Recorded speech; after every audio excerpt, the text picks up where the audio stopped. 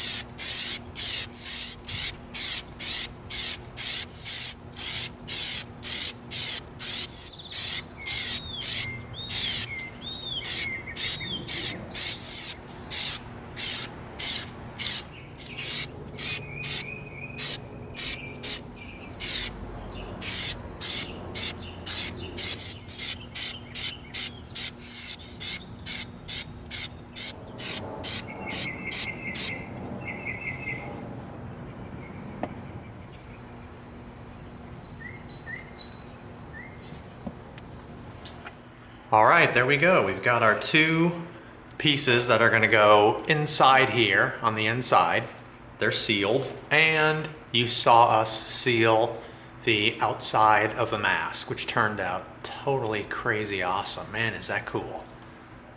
All right, now we're going to begin doing some masking and some taping, and we'll show you why we did not attach these inside pieces first. Okay, now what we're going to do with these two pieces is these two pieces are going to need like a yellow grid line in them. So the way we're going to do that is we're going to paint the whole space yellow with our yellow ochre, and then we're going to let it dry. And then after it dries, we're going to cut really thin strips of our modeling tape, and we're going to tape off a grid with our thin strips of tape. And then we're going to go over that with black, and we're going to use the sponge brush and we're going to dab black on it. So when we pull the lines off, it's going to be black surface with yellow grid lines. Super easy.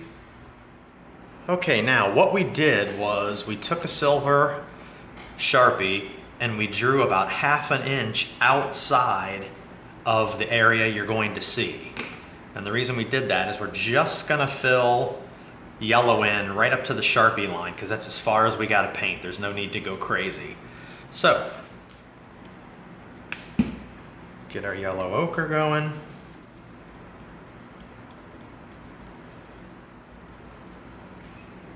That's it.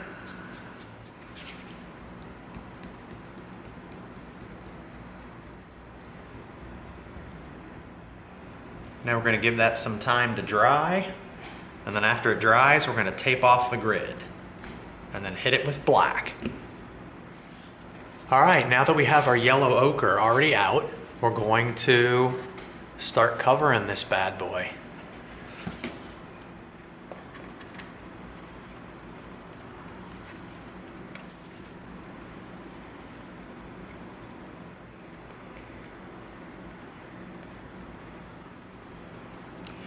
That's it. We just keep going. We're going to cover the whole thing in yellow ochre. And as you've seen with a lot of our other props, the sponge brush does not hit in the very corners as you're going over different levels, which is perfect because then it leaves that kind of dark corner, so it just naturally looks a little bit aged. All right, see how in there you keep some of the dark corners?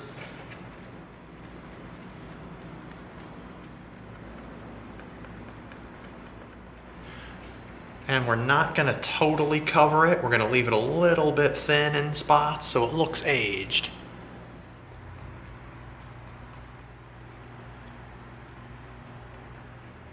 Looking good. Just keep going.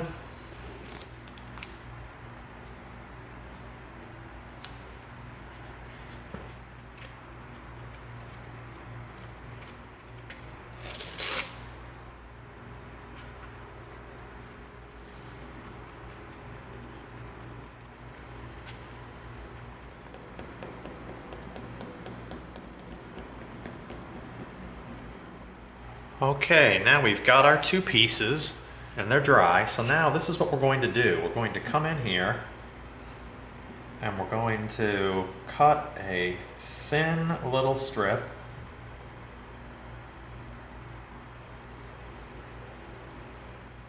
And we're going to lay it down.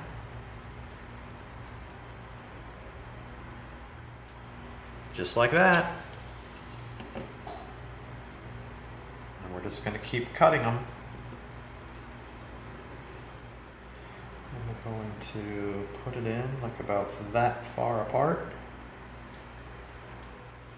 That's simple. Now we're just going to keep going across the piece. All right, there we go. We just took our time. We taped little strips of tape across. We're going to get our black paint out. And we're going to hit all over our area.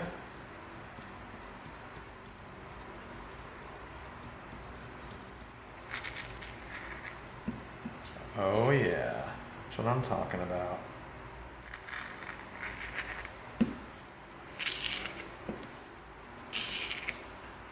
There you go. Bam! There's yellow grid on black.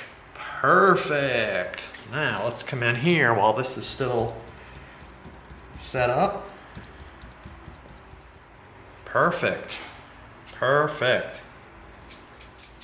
Now we're going to come across it with our semi-dry black brush. Just to put some little tiny spots over the grid mark. All right, look at that. Dang, that looks like weathered yellow grid. Okay, now these pieces are gonna slide right underneath and go right in there like that. Oh yeah, gonna be cool. Okay, now what we're going to do is we're going to flip our piece over, like so. So it's going to show right through the opening. We're going to take our Sharpie. This is the right-hand side and the right-hand side. Then we're going to flip over to this side. Make sure we have it where we want it.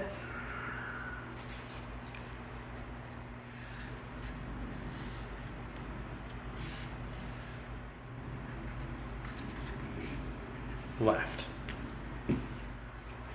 Okay, now we have traced our lines where our two pieces are going to be contact cemented. But we don't want to contact cement on the part you're going to see. So the way we're going to figure that out is we're going to place it right back in place. We're going to slip our piece in. Now we know this is where we're going to see it through the window. So we're going to come up here, we're going to stay outside our piece. Okay, now we know we don't want to contact cement inside that space. Now we'll do the same thing with the other side. Now we know where we're going to contact cement on these pieces, and we know where we're going to contact cement here. We're going to go just inside the line a little bit.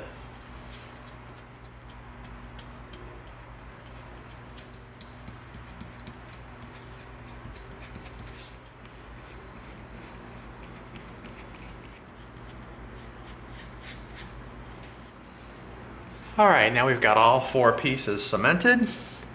Give it 5 minutes and then pow, contact. 2.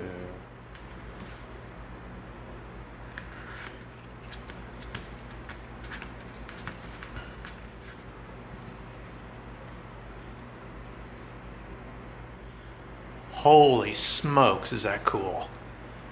Took a little bit of time to stripe it all off as we were painting it, but looks good.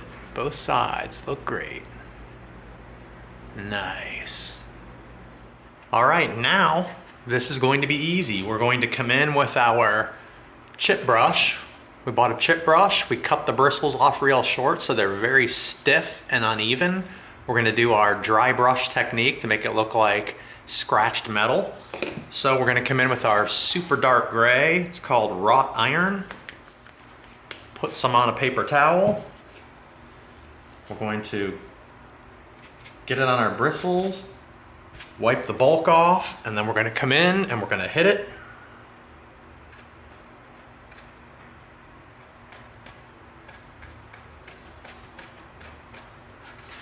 Like that. So it looks like it's got chipped off paint.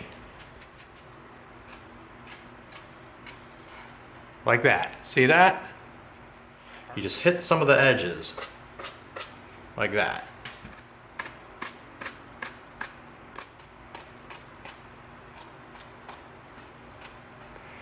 Beautiful. Look at that. Nice.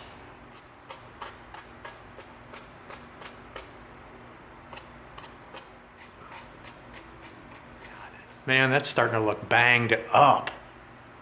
Cool.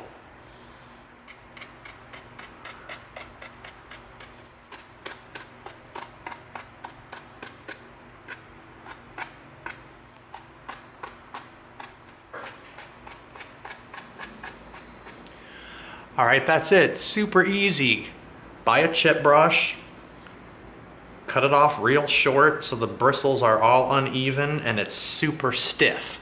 And then you just dab it into some paint, get a lot of it off, and when you hit the edges, it's got a beautiful scratched edge technique. That is super nice. Look at that, you don't go too heavy, just hit some of the corners so it looks like it's chipped off, add a few little scratches in some flat places, and you're good to go. There it is. Bam, perfect. And comes off easy. Velcro and Velcro, just like that. That simple. You saw how easy that was. Painted it with one solid color, scuffed it up with our dry brush technique to make it look battle damaged, and meticulously taped off our grid inside our 2 inset pieces. So that we could paint it and make it look like yellow grid work. Wasn't hard, it was just meticulous. Took a little bit of time, but you can totally do it. And everything went down perfectly. That's it.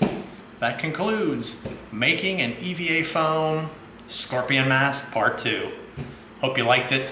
If you did, give us a like, share us with a friend, and subscribe to this channel. And together we're gonna go step by step through a lot more super cool builds so that you get the props you deserve. Thanks for coming. See you next time.